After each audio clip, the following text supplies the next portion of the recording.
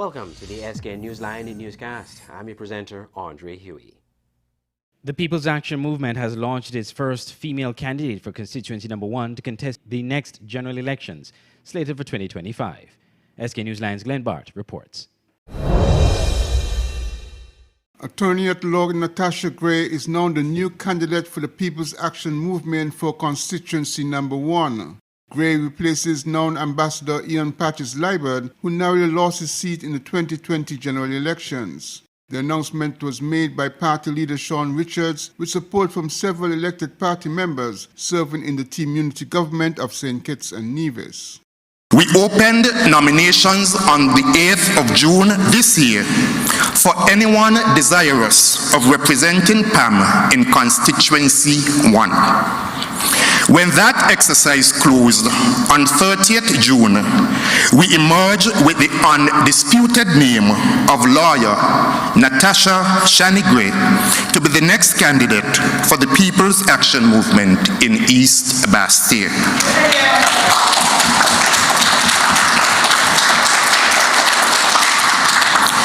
Now that we have completed all internal processes, we are now able to move forward.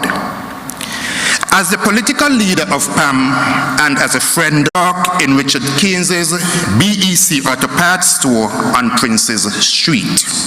From there, she carefully planned her future and the career path that she now enjoys in the field of law. Shani is an example to be followed by women and our younger generation. If elected, candidate Gray said she will tackle several issues facing the constituency, including the issues of crime, employment, and housing. Meanwhile, the PAM leader clearly indicated the intention of the party to increase its representation in the National Assembly. Glenn Bart reporting for SKN Newsline. While some are praising the new acquisition of CIBC First Caribbean by indigenous banks in the Eastern Caribbean, others are raising concerns, as we hear in this report. The acquisition of the CIBC First Caribbean bank operations in 4 Eastern Caribbean countries by indigenous banks is seen as a progressive step by some, but concerns are being raised that with the departure of international banks from the region, the third in recent times, banking options for consumers are dwindling. However, one senior Caribbean banking professional, Michael Archibald, disagrees. He was speaking on a Carib Update news service report recently on the acquisition of First Caribbean. You have less, but you have enough remaining that it should not really be an issue. In Grenada, you'll have 3 banks. That means only 100,000 of us. We don't really need more than 3 banks if the banks are to be strong and successful. So while technically there are less banks, but it should not really be a problem for the local citizenship. Mr. Archibald believes the acquisition will have much benefit for banking customers. I think it's a positive development because it increases local and regional ownership of the financial services sector, and that increases the retention of profits in the region and reduces some aspects of what is called the extractor economy. Remember, size is important in the financial services sector. One, you have the whole matter of ability to attract access the necessary resources to attract some more highly qualified and experienced human resources. The ability to attract or to access additional resources to manage the challenges of the increasing levels of financial regulation and the variety of risks that we see today. It improved the benefits of economies of scale. You also have the expansion and diversification of fee income. And finally, I want to mention the increase in size and therefore the level of business that is channeled through local banks puts them in a better position to hold those discussions with the correspondent banks who have been threatening to de-risk us. So there are a number of benefits that will come from this increasing consolidation of local and regional financial institutions. Meanwhile, Mr. Archibald commented on why more international banks are leaving the Caribbean. We're seeing a retreat from the Eastern Caribbean Currency Union sub-region by the large international financial institutions, and maybe even a retreat from the entire Caribbean. And they cite a number of reasons. I mean, we can analyze them. We might not agree with them, but the reasons they cite, they say increase in risk. They cite lower profitability. And then, of course, you have strategic realignments where they have made decisions about strategically where they prefer to operate from a risk-reward point of view. So you have all these reasons, but the reality is there's a retreat from the region. And that is opening the door for our local, regional financial institutions, which I think is good. Last week, it was announced that the St. Kitts and Nevis Anguilla National Bank is one of 4 Eastern Caribbean indigenous banks that is part of a consortium of leading banks in the Eastern Caribbean Currency Union that will be taking over the CIBC First Caribbean branches in Dominica, Grenada, St. Kitts and Nevis, and St. Vincent and the Grenadines. Andre Huey, SKN Newsline. When we come back, culture and heritage on display at a workshop organized by the Ministry of Tourism.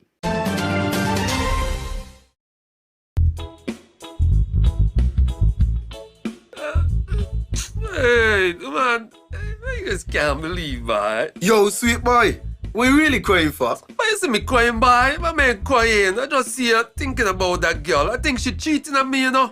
You lie. Boy, for real. A couple of weeks ago, right? She come telling me how I'm too sweet. And that I just make she belly roll and I got her thighs rubbing. What is that? No, man. But yes. Look, she tell me, right, that we need some time apart. To be honest, I wasn't too concerned about that because you know how the girls and them, they're addicted to me sweetness.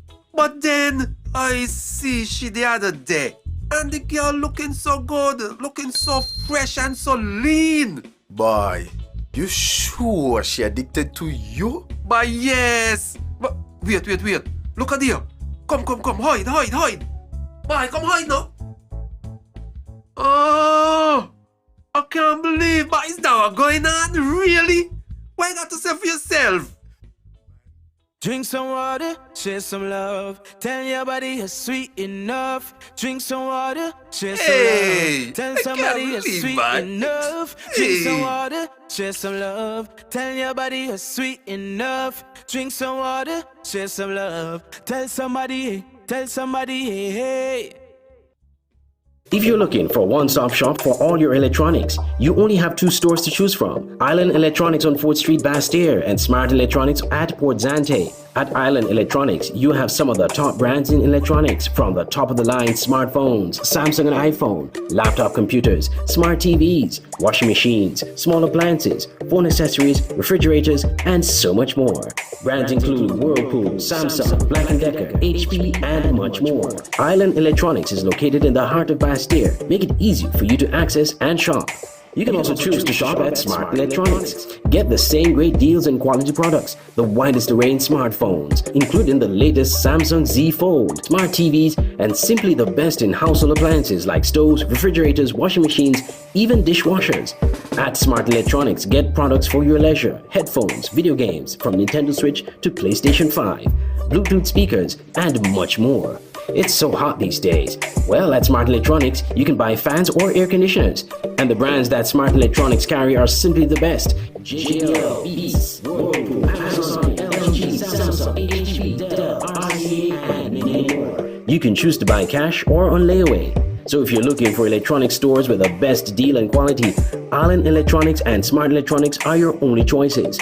Choose the store of your convenience. Contact them today. Smart Electronics at 466-4271 or WhatsApp 668-2818 or Island Electronics at 665-8677. 2 stores, 1 great experience. Welcome back. A health show by SK Newsline made its debut on the cable channel 95.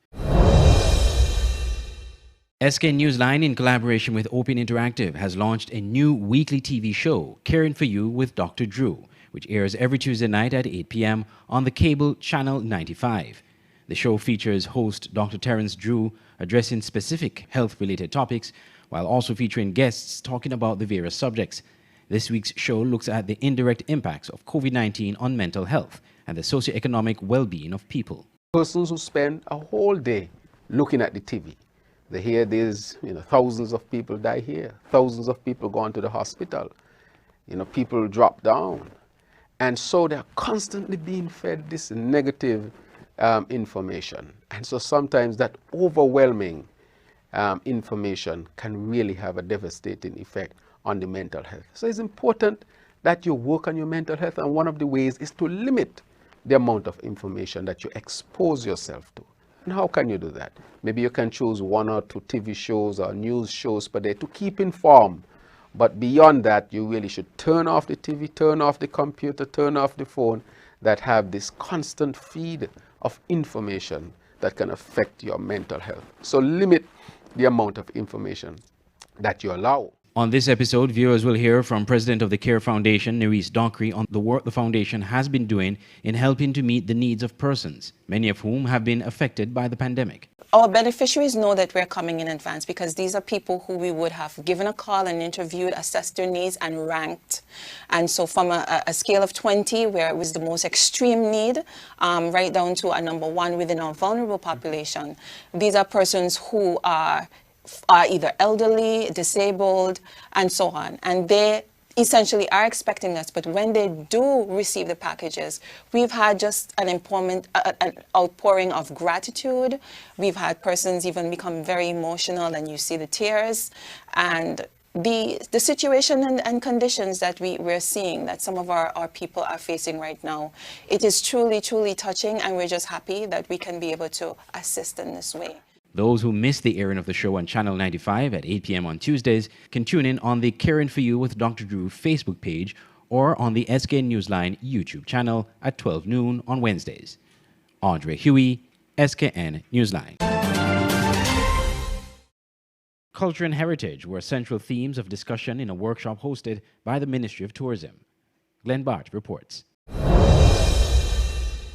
A 2-day culture and heritage workshop on St. Kitts concluded with participants gaining a greater appreciation of key cultural and historical highlights of St. Kitts. Hosted by the Ministry of Tourism and facilitated by Leonard Stapleton of Rooted in History, the workshop participants gained greater insights into key historical events and the cultural features of our foods, music, and dance. Speaking to SK Newsline, Daniel Taylor Williams of the Ministry of Tourism said the workshop was important to give greater understanding of the role of culture and history in the context of sustainable tourism impacted by the COVID-19 pandemic. Very often when we use the term sustainable tourism, people equate it with environmental issues. But sustainable tourism is more than just the environment. There are actually 3 pillars: people, planet, and prosperity. The people aspect deals with the socio-cultural issues, and culture and heritage is one of those areas. As a matter of fact, one of the emerging economies that we are speaking of is the emerging trends in tourism as a result of the COVID situation is the emergence of the orange economy, which is culture and heritage. So last year, we began with the I Speak St. Kitts Culture and Heritage Training Workshop. This forms part of a full training series which deals with different aspects of the St. Kitts tourism. So, for example, in the first 2 years of the I Speak St. Kitts Tourism Enterprises training, we dealt with sustainable tourism. We need to know more about our culture and our heritage.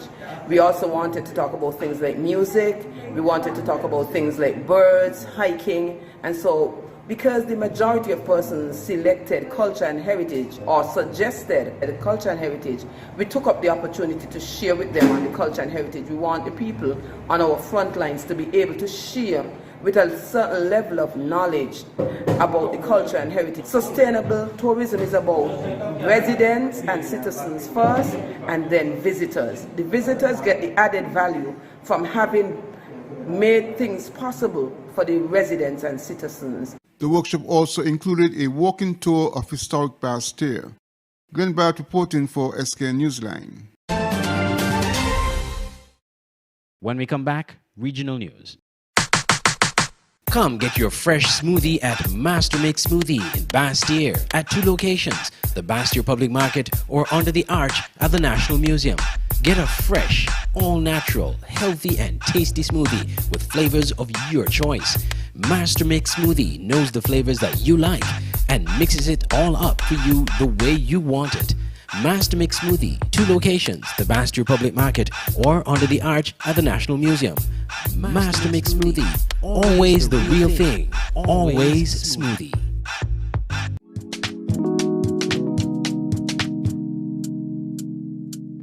Want to buy some fresh fruits, vegetables, or ground provision, but don't have the time to go to the market or even to find parking? Look no further. Green Market and Delivery is your solution. Green Market and Delivery is an e-commerce store that sells and delivers local produce to customers in St. Kitts and Nevis. Anything you purchase, you can get fresh from the market and delivered directly to your door. Log on to www.greenmarketskn.com. Click on the e-store link, choose your items, and shop away. We have a wide array of products from fruits, vegetables, local products, spices and seasonings, and much more. Save time and energy. Shop on greenmarketskn.com, your one-stop shop for fresh local produce.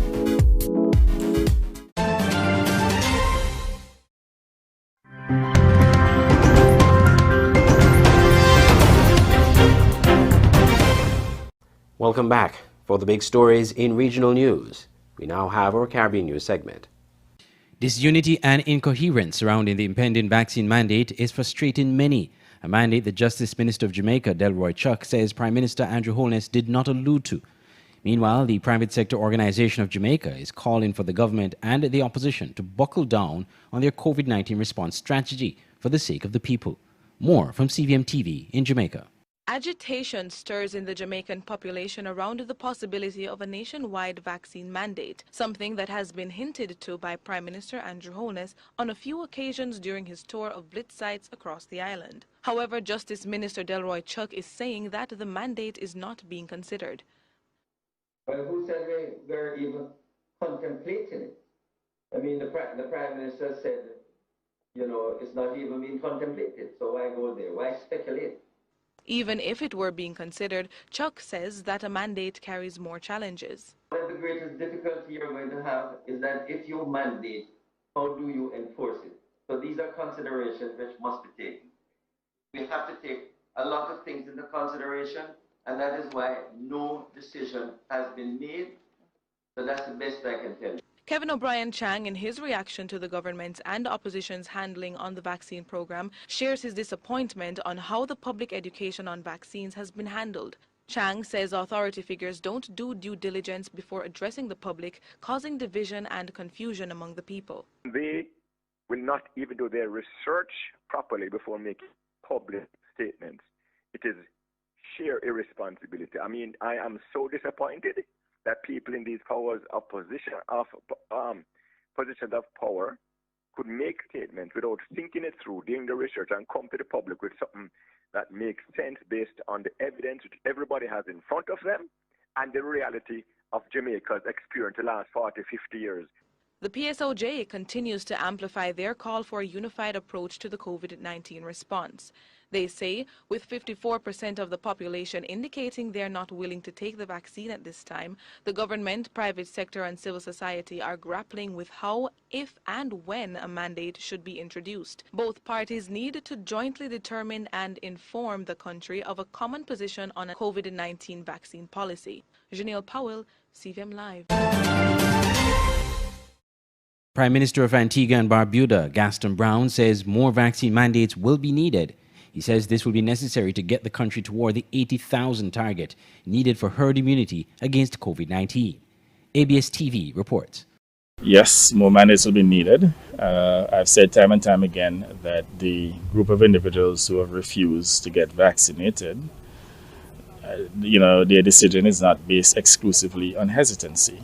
You still have a lot of people who are just defiant. It is this defiance, the Prime Minister says, which puts not only these individuals at risk, but also the entire population. He says his government has to act responsibly in the interests of all. Prime Minister Brown explains why time is of the essence in achieving herd immunity. The longer our people stay to get vaccinated, the longer we continue to have a large cadre of people unvaccinated, then the more likely that we could have a variant developing here. And the problem that we face with globally is that you could end up with a new variant that literally evade the existing vaccines. And if that happens, then we have to start over from scratch.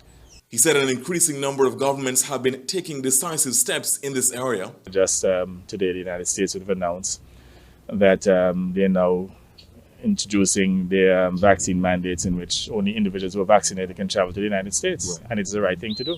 I asked the Prime Minister the other areas the government could examine to impose vaccine mandates. I can see, for example, that within the private sector, that businesses that employ more than 5 or 10 individuals, that we will have to mandate that the staff get vaccinated. We have not reached there as yet. We are monitoring the progress of the current mandates and to see how far those take us. But there will be additional mandates, I have no doubt about it, because you still have a wide category of individuals, at least maybe I'd say 25,000 adults out there who are unvaccinated. And if they're not going to do so voluntarily, then we have to use disincentives to get them to take the jab.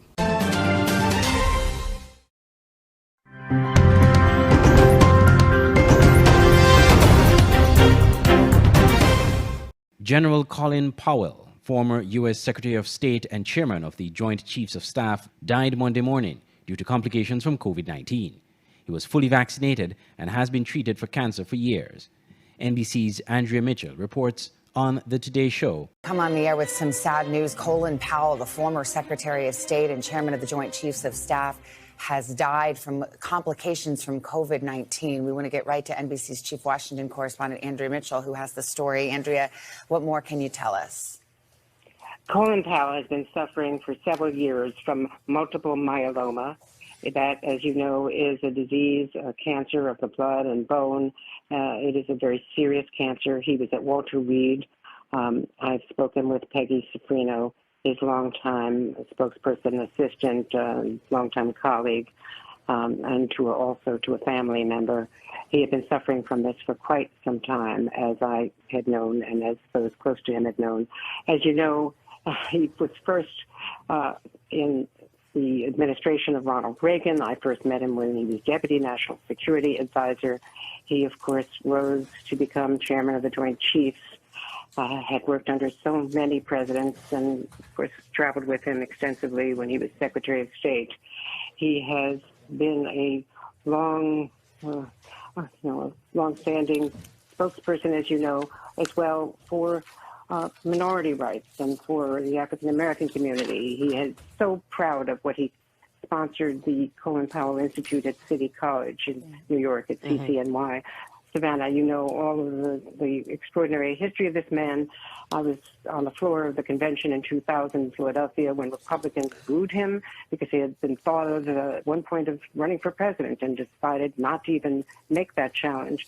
But he had stood out from his Republican Party even back in 2000 at that convention for speaking up for Black rights and eventually did endorse Barack Obama, as you know. Andrea, we just got a statement actually from the family of Colin Powell, and they go on to say that he passed away this morning due to complications from COVID-19. They go on to say he was fully vaccinated.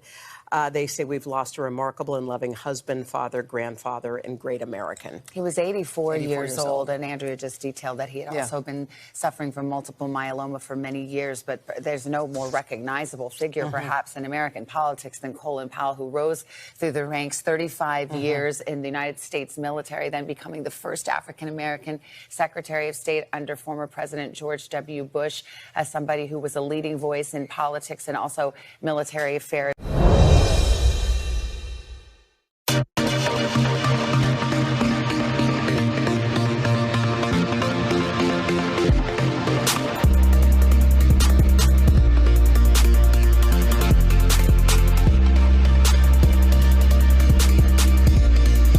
The young Sugar Girls are off to Florida to compete in the Women's CONCACAF Under-17 tournament. The tournament will take place from October 20th to November 1st at the IMG Academy in Bradenton, Florida. St. Kitts and Nevis will compete in Group A with Dominica, U.S. Virgin Islands, and Suriname. In Group B, the teams are Barbados, Curacao, and Belize. Group C, Honduras, Anguilla, Guyana, and Turks and Caicos Islands. List of players from St. Kitts and Nevis is as follows: Tatiana Daly, Tiquana Thomas, Michaela Gums, Sharima Blake, Malaika Rouse, Trisha Nisbet, Kanishkwa Liebert, Camille Hendricks, Kiggs Boyles, Shania Henry, Jazara Claxton, Josiah Donovan, Janelle Gerald, Jarinelle Leader, Shanika Francis, Andresia Slater, and Kiana Mills. The staff comprises Jeffrey Hazel, Technical Director, Earl Jones as Head Coach, Samuel Phipps as Goalkeeper Coach and Assistant Coach, Janae Gishard-Pine as Physio and Trainer, and Diane Brown as Team Manager. Dr. Mariska Phipps in Barbados was also part of the staff. Changes were announced to the groups and scheduled for the tournament due to a number of teams withdrawing from the competition because of COVID-19 travel restrictions. This led to an uneven number of teams per group. Hence, CONCACAF had to make a decision to reformat the tournament's group stage to 2 groups of 3 teams and 1 of 4 teams. At the end of the group stage play, the winner of each group and the best-ranked second-place finisher will advance to the 2022 CONCACAF Women's Under-17 Championship. Some of the members of the team would have departed earlier in the week, and 3 left on Saturday from the RB International Airport. The SKNFA offers best wishes to the team as they represent the Federation at a high level.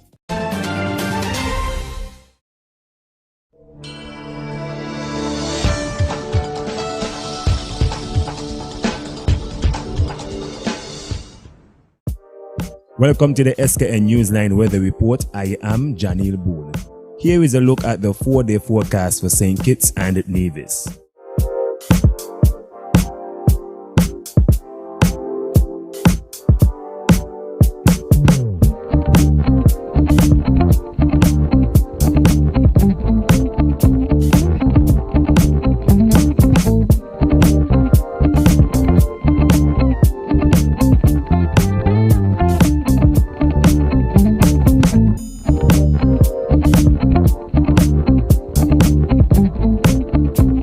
For a more detailed weather report, visit our website at www.sknnewsline.com. And that will do it for this edition of the SKN Newsline in Newscast. For more stories, log on to our website, www.sknnewsline.com. From all of us here at SKN Newsline and Channel 95, I'm Andre Huey. Thank you for watching.